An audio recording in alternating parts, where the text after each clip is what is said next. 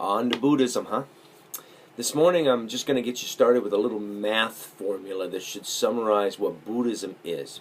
I figure if you can get this math formula, and then you can get my little summary of the Four Noble Truths later, and you can remember those, you got Buddhism. That's the intellectual idea of Buddhism.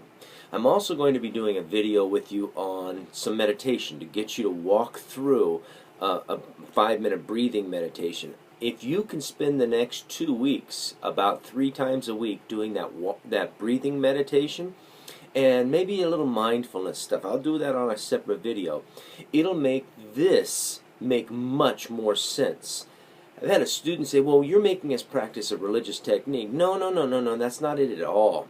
What I'm trying to do is get you a physical technique that many people use, religious, not religious, and in the process of using that, you'll be able to connect it together with what we're doing. Okay? But for now, let's talk about that math formula. The way I see it, the Dalai Lama probably is onto it. He says everybody wants to be happy.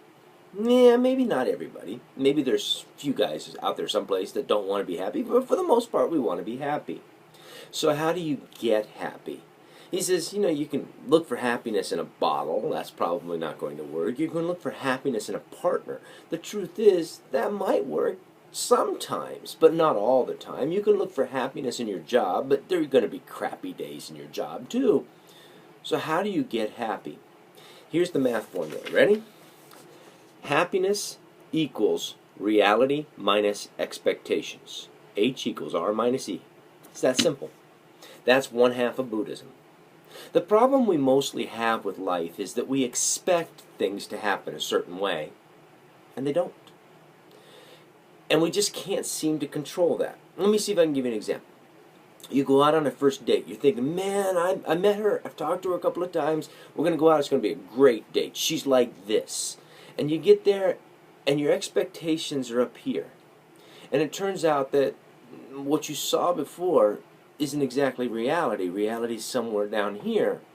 If your expectations number is bigger than your reality number, you're going to end up with a negative H. Your reality, let's say, was a 2, but your expectations were a 3 or a 4. You're in a -1, -2 range.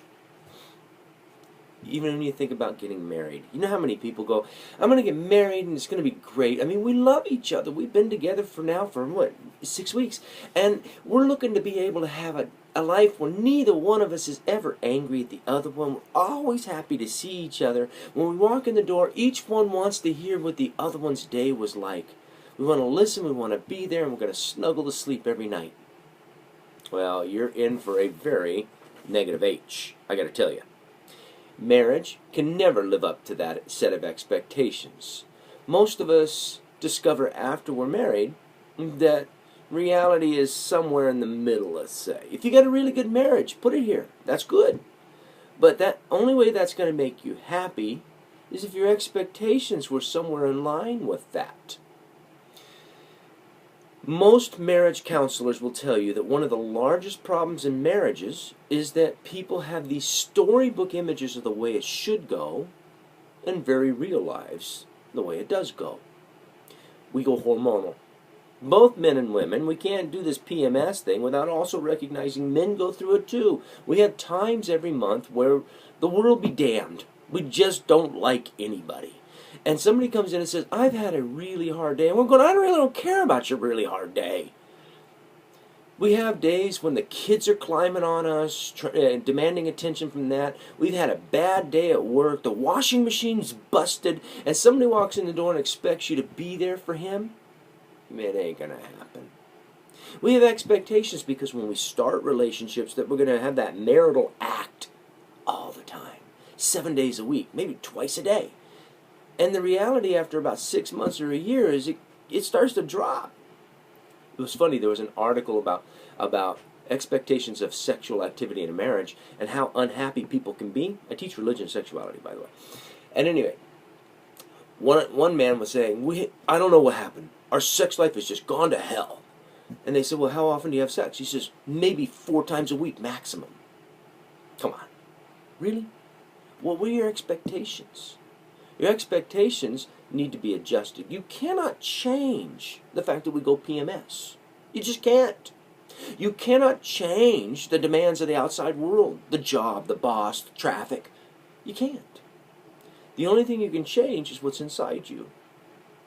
Pick another one. I want that job, and I want it so badly. I'm working through college, and my expectation is with a college degree, I'm going to get out of here and I'm going to earn $56,000 a year as a starting position. You know what? It ain't happening. Some people are getting lucky, but most people who graduate from college right now, like my son who graduated just a few months ago, working at Red Robin. This is what we're dealing with, is an economy that not one of us can change. If we have an expectation, we're going to be sorely unhappy. You know, I do the study abroad in Spain program, and Spain is incredible, right? I mean, there's just so much in this program. But Spain is a real place with real situation. And in your age range, college graduates have a 50% unemployment rate. They are very unhappy because their expectation was college was going to get them a job. Happiness equals reality minus expectations. One of the worst fights I ever had with my ex. It's my fault. Totally my fault. Alright? I walked in the door. I'd been storytelling. I don't know if I mentioned that before, but I used to travel around throughout the state, schools, libraries, festivals, telling stories for a living. And I came in the door at 7 o'clock at night. And normally I'm home to cook, but tonight I was a little late. And I came in and she was cooking, which is great. That's fine. And I said, oh, hey, what's for dinner? And she said, I thought it'd be cool to have breakfast for dinner. I made pancakes.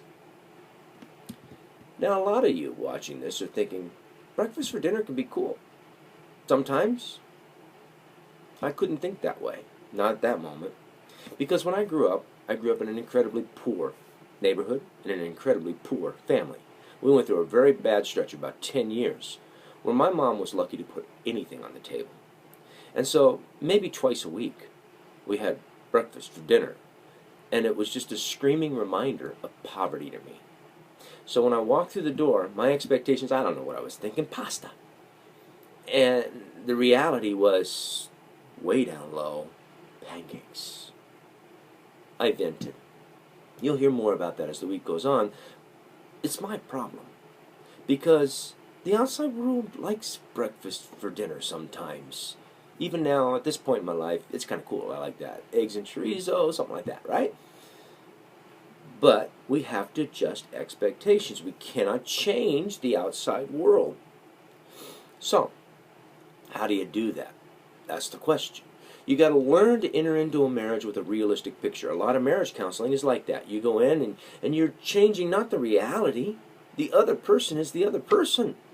And all those other demands are the other demands. So you change your inside expectations. Adjust your picture. Get away from the storybook picture. And start getting to a real picture of marriage. A marriage is a situation where two people live together and you're going to have bad days. Some days she's going to be in a bad mood. Some days you're going to be in a bad mood. Some days both of you are going to be in a bad mood. You got to expect that. It's going to happen. You got to learn to work with it. Some days the kids are overwhelming. The idea of sex 7 times a week is insane for a couple that's got children. Adjust accordingly. Think about having those occasional getaways. When you begin to restructure your expectations, bring your expectations down to where reality is, you can be fairly happy. Fairly happy. The only way to make sure that you're happy is to keep working those expectations down to 0. Buddhism says true happiness comes when you don't expect the outside world to be a particular way at any particular moment. If you walk in the door and it's pasta, that's good. You walk in the door and it's pancakes, that's good. Where's the jelly? If you enter into a relationship and she's in a bad mood, you go, you're in a bad mood? I get it. I know that feeling. And so you build with that. You take whatever comes your way. I expect to live to be 75, 80, 85 years old. That's what we do. And then I find out, like a family member of mine, that I got Lou Gehrig's disease at the age of 51. He's going to be dead in 3 years. An ugly, painful death. And there's nothing he can do about it. He could spend the next 3 years going, why me, O Lord? Being incredibly unhappy at the end. Or he can play Buddhist and say, so this is what's coming. This too is an experience to be had. I will be fully alive every day of those 3 years. I will be aware of what's happening with me every day of those 3 years. I might want to journal this and let some people in on this experience of going through 3 years of Lou Gehrig's disease. You can find a way to do this. People do. Happiness equals reality minus expectations. Our goal is to figure out during the course of this 2 weeks what Buddhists are trying to say as to how to drop that expectations down to 0. Good luck.